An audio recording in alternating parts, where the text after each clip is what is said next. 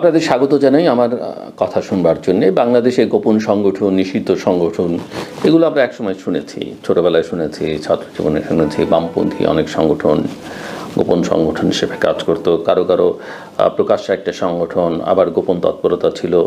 আর ডানপন্থী কোনো কোনো সংগঠনের মধ্যে সেই প্রবণতা নানা কারণে ছিল। কিন্তু আজকে আবার বাংলাদেশে এই গোপন সংগঠন বা করেন এক দল, ঠুকে পড়েন আরেক দলে গিয়ে নিজের ওই মূল দলের স্বার্থসিদ্ধির চেষ্টা করেন। এই আলোচনাটা শুরু হচ্ছে এই জায়গা থেকে যে বৈষম্য বিরোধী ছাত্র আন্দোলনের ব্যানারে অনেক শিবির সদস্য পরিচয় গোপন করে কাজ করেছে, নেতৃত্ব দিচ্ছে এবং বৈষম্য বিরোধী পরিচালনা করছে। অনেকে বলছেন যে এটা তারা শতভাগ নিশ্চিত। এর কিছু প্রমাণও পাওয়া গেছে। বৈষম্য বিরোধী ছাত্র আন্দোলনের নেতাদের যে ব্যাকগ্রাউন্ড, তাতে অনেকেই দেখা গেছে শিবির সঙ্গে যুক্ত ছিলেন। কেউ কেউ আরও কিছু ধর্মভিত্তিক রাজনৈতিক সংগঠনের সঙ্গে যুক্ত ছিলেন, কেউ হয়তো ছাত্রলীগ করেছেন। এরকম আলোচনা আমরা বিভিন্ন সময় শুনেছি। অনেকে অস্বীকার করেছেন যে আমরা ছিলাম না, কিন্তু বিশেষ করে শিবিরের পক্ষ থেকে নানাভাবে উদাহরণ দিয়ে নানা আলোচনা করে তারা এটা বোঝাবার চেষ্টা করেছেন যে ওই ছাত্রনেতারা তাদের সংগঠন করতেন এবং বৈষম্য বিরোধী ছাত্র আন্দোলনের শীর্ষ ব্যক্তিত্বদেরও অনেকে শিবিরের সঙ্গে কোনো না কোনোভাবে যুক্ত ছিলেন, কোনো না কোনো পর্যায়ে যুক্ত ছিলেন। আন্দোলনের সময় তাদের একটা যোগাযোগ ছিল, সেটা কিন্তু ইতিমধ্যে স্পষ্ট। এবং এখন এই যে সারা দেশে ছাত্র দল এবং ছাত্র শিবিরের মধ্যে বিশেষ করে কোথাও কোথাও বৈষম্য বিরোধী ছাত্র আন্দোলনের সঙ্গেও যে সংঘাত, এটা আসলে তারই প্রমাণ বহন করে। অনেকেই বলতে চান যে শিবির, বৈষম্য বিরোধী ছাত্র আন্দোলন, জামায়াত ইসলামী আরও কিছু এরকম সংগঠন, তারা মূলত একই সূত্রে গাঁথা। এদিকে বৈষম্য বিরোধীরা নিজেরা এটা ছাত্র সংগঠন, যদিও তারা নিজেরা আলাদা একটা ছাত্র সংগঠন করবার ঘোষণা ইতিমধ্যে দিয়েছে এবং তারা আবার বলছে যে তারা যে নতুন রাজনৈতিক দল করছে তার সঙ্গে তাদের কোনো সংস্রব নেই, তারা একটা ইন্ডিপেন্ডেন্ট ছাত্র সংগঠন। এবং এই বৈষম্য বিরোধী একদিকে ছাত্র সংগঠন করছে, অন্যদিকে রাজনৈতিক দল করছে নতুন, কিন্তু তারা অন্য ছাত্র সংগঠনকে ক্যাম্পাসে রাজনীতি করতে দেবে না।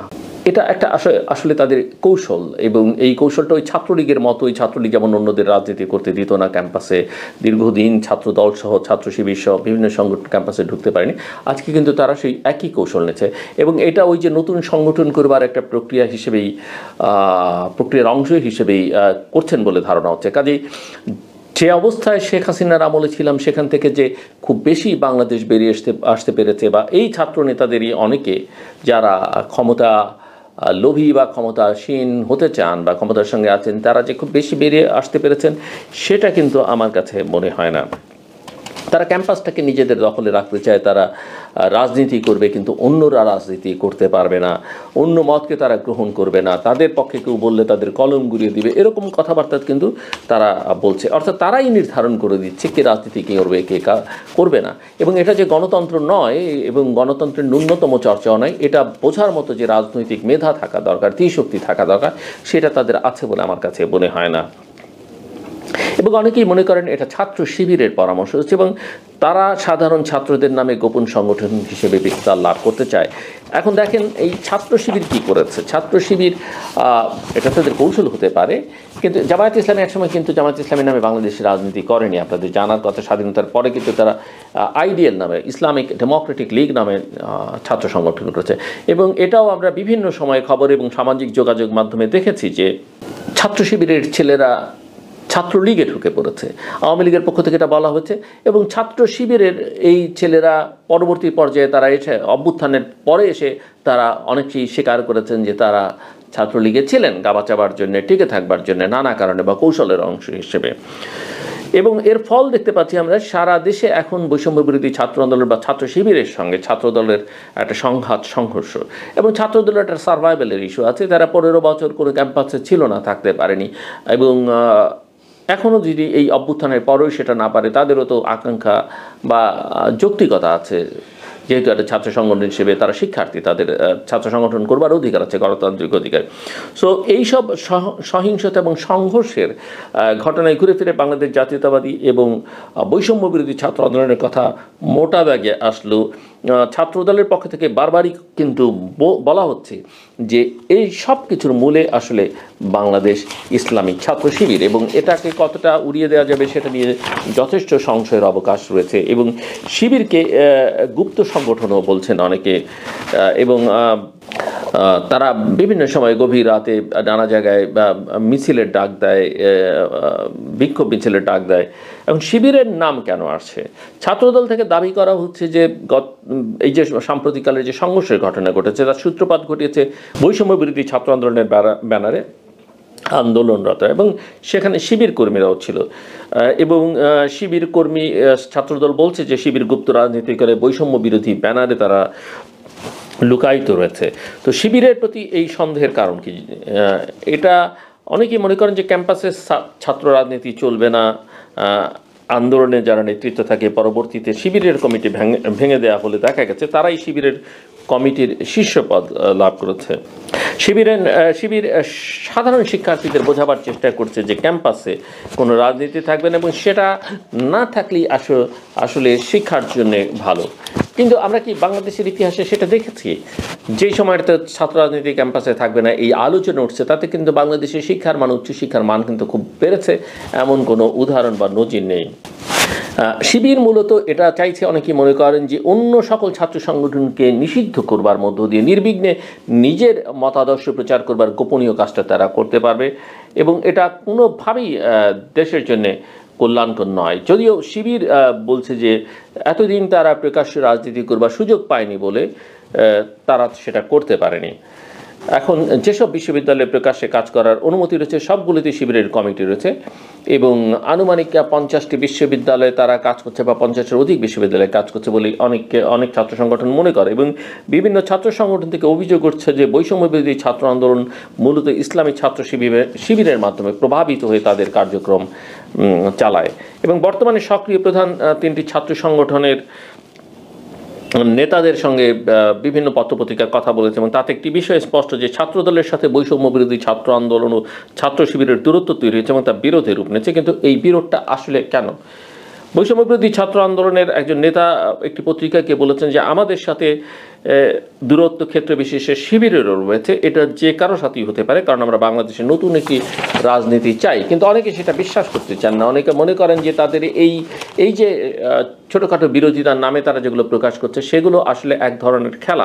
তাদের বক্তব্য যে ছাত্রদল ছাত্রলীগের মতো হলে রাজনীতি করতে, ছাত্রলীগের মতো করে রাজনীতি করতে চায়। যারা হলের শিক্ষার্থী তারা আতঙ্কিত, তারা আশঙ্কা করছে যে স্বাধীনতা তারা রক্তের মাধ্যমে অর্জন করেছে, সেটা পুনরায় আগের ব্যবস্থায় ফিরে যাবে কিনা। কিন্তু এসব অভিযোগ ছাত্রদল নাকচ করে দিচ্ছে, এবং একথাও মানতে হবে যে রক্ত শুধু তারাই দেয়নি, রক্ত ছাত্রদলের অনেক নেতাকর্মীরা দিয়েছে, অন্যান্য ছাত্র ফেডারেশন, ছাত্র অধিকার পরিষদ তারাও কিন্তু রক্ত দিয়েছে। তো শিক্ষাঙ্গনে কোনো ধরনের সন্ত্রাস কিন্তু একেবারেই গ্রহণযোগ্য নয়। গোপন সংগঠনও আসলে শিক্ষাঙ্গনের জন্য ভালো নয়, এবং সেটি ছাত্র দলের নামে হোক, ছাত্র শিবিরের নামে হোক, ছাত্র লীগের নামে হোক, কিংবা বৈষম্য বিরোধীর নামে হোক, কোনো শিক্ষাঙ্গনে সংঘর্ষ চলতে দেয়া যায় না। হ্যাঁ, ক্যাম্পাসে এক ধরনের শূন্যতা আছে সেটা আমরা জানি, এবং সেটি এই অর্থে যে ক্যাম্পাসে যে সনাতনী রাজনৈতিক কাঠামো, যে সংগঠনগুলোর আধিপত্য ছিল সেই আধিপত্যের ধরন বদলে গেছে, কিন্তু এর মধ্য দিয়ে নতুন কোনো সন্ত্রাসী সংগঠন জন্ম নিক বা জায়গা করে নিক সেটা কিন্তু অ্যাকসেপ্টেবল একেবারেই নয়।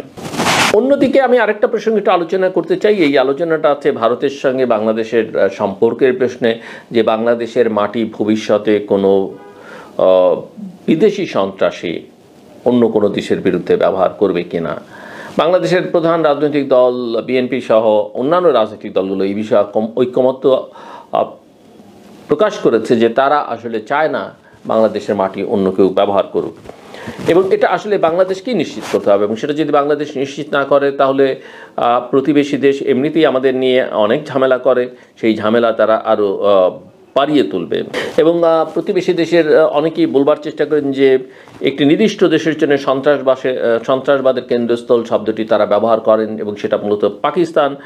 সেখানকার নাগরিকরা যদি অন্য দেশে যায় এবং সেই দেশে যদি সেই দেশ যদি তাদের প্রতিবেশী হয়, অর্থাৎ বাংলাদেশ হয়, তাহলে তা উদ্বেগের বিষয় তো বটেই। তারা যেন সেখানকার মাটি ব্যবহার করে ভারতের সন্ত্রাসী পাঠাতে না পারে। আমি এই বিষয়ে একটু বলে রাখি যে বাংলাদেশিদের কেউ পাকিস্তানে গেলে ভারত ভিসা দিতে চায় না, তাদেরকে অন্য চোখে দেখে। কিন্তু আমরা জানি যে ভারতীয়রা ও পাকিস্তানে যায়, পাকিস্তানিরাও ভারতে আসে, কাজে কোনো পাকিস্তানি ভারতে আসলে এটা সন্ত্রাসী দেশ হয়ে যাবে এমনটা যদি ভারতীয়রা মনে করে থাকে না, বা কোনো বাংলাদেশি যদি ভারতে যায়, অনেক থিঙ্ক ট্যাঙ্ক, অনেক সাংবাদিক বিভিন্ন দেশে যেতে হয় পেশার স্বার্থে, সেটাকে ভারতীয়রা অন্য চোখে দেখবার কোনো কারণ আছে আমি মনে করি না। এবং সে বিষয়ে তাদের ঔদার্য দেখা দরকার। প্রশাসনের সঙ্গে আলাপ আলোচনা করে দুটো সরকারের মধ্যে, এবং সেটা আমি আশা করি নির্বাচিত সরকার বাংলাদেশে ক্ষমতায় আসলে হবে, এই বিষয়টা সুন্দর সিদ্ধান্ত যেন দুপক্ষই নেয়।